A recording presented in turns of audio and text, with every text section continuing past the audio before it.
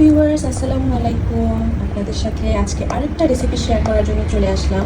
এটি গ্রামের ঐতিহ্যবাহী, আমাদের বিশেষ করে বরিশালের একটা খুবই পছন্দনীয় একটা পিঠা। এটার নাম আমরা বরিশালে বলি মৈঠা পিঠা বা মৈঠা পিঠা। কেউ কেউ এটাকে গড়গড়া পিঠাও বলে, জানি না কোন জেলায় কী ভাষায় কি বলেন। অবশ্যই কমেন্টস বক্সে জানাবেন আপনাদের জেলায় এই পিঠাটার কী নাম। তো চলুন শুরু করা যাক। আমি একটা কড়াইতে এভাবে যেটা দেখতে পাচ্ছি আমি নাড়াচাড়া করছি, এটা হচ্ছে খেজুরের গুড়, খাঁটি খেজুরের গুড় আমার মা পাঠিয়েছিল।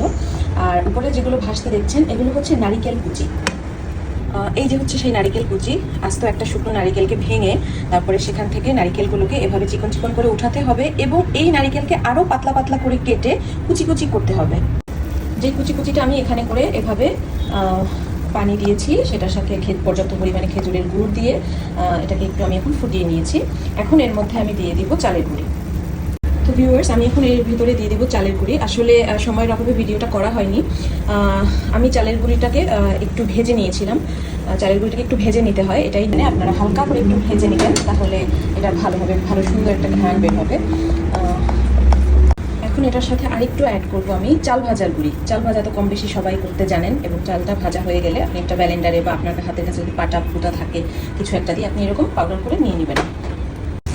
এভাবে খুব ভালোভাবে মিক্স করে সেদ্ধ করে নিতে হবে, ঠিক যেভাবে আমরা চালের রুটি সেদ্ধ করে যেভাবে বানাই ঠিক ওইভাবেই চালের রুটির মতোই আপনাকে এই পিঠাটার ডোটাকে এভাবেই তৈরি করতে হবে।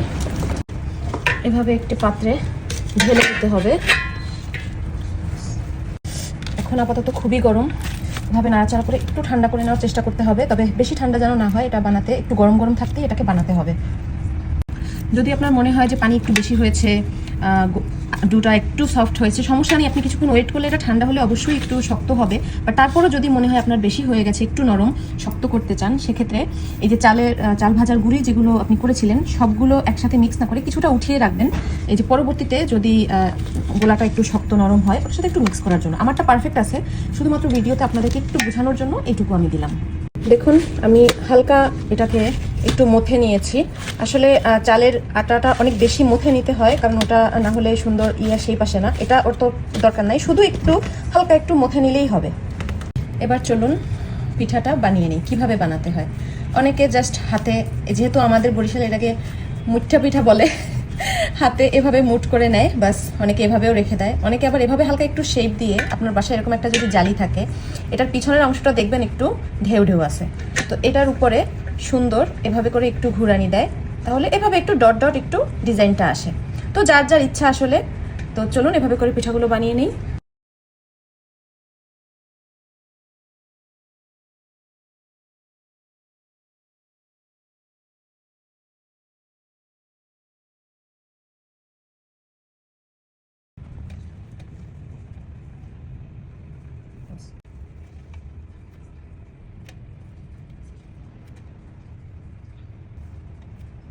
সব পিঠাগুলো বানিয়ে নিলাম। আসলে আমার পিঠাগুলোর শেপ ওভাবে ভালো হয়নি। মা যখন বানায় এই দুই কর্নারটা না চিকন হয়ে আসে, মাঝখানটা একটু মোটা থাকে, বাট আমি কখনো বানাইনি, প্রথমবার বানালাম, এই জন্য কোনো শেপ হয়নি আসলে। এর জন্য চলে আসলাম পিঠার বাকি অংশ এবং শেষ অংশ নিয়ে। এরকম একটা পাতিলে অল্প কিছু পানি নিতে হবে, কম একটু পানি নিতে হবে, এবং এটাকে বয়েল করে নিতে হবে। পানিটা গরম হয়ে গেছে, এখন ফাইনাল কাজ, সেটা হচ্ছে এরকম একটা জালি সবার বাসায় থাকে, তবে এর থেকে যদি আরও বেশি ছিদ্র টাইপের জালি আপনাদের কাছে থাকে সেটা বেশি ভালো হয়, কিন্তু আমার কাছে আপাতত এটাই আছে। আমি এখন এটাই পিঠাগুলোকে স্টিম করব। পিঠাগুলোকে এখন এক এক করে জালিতে এভাবে সাজিয়ে দিব।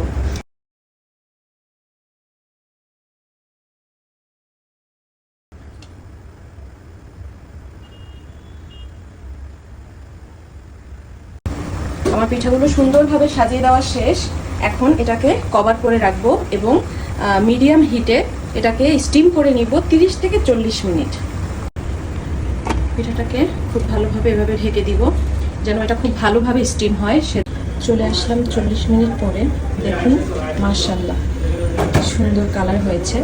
আর আসলে এটা সেদ্ধ হওয়ার সিস্টেমটা বোঝার উপায়, এতে দেখুন ধরলে কেমন একটা রাবারের মতো ফিল হয়, তার মানে এটা কমপ্লিটলি সুন্দর সেদ্ধ হয়ে গেছে। এখন চুলাটা বন্ধ করে দিব, ঠান্ডা হওয়ার অপেক্ষা, ঠান্ডা হলেই সার্ভ করবো ইনশাআল্লাহ। ভালো থাকবেন সবাই, দোয়া করবেন এবং অবশ্যই শেয়ার করবেন। ভালো লাগলে অবশ্যই একবার বাসায় ট্রাই করে দেখবেন। আল্লাহ হাফেজ।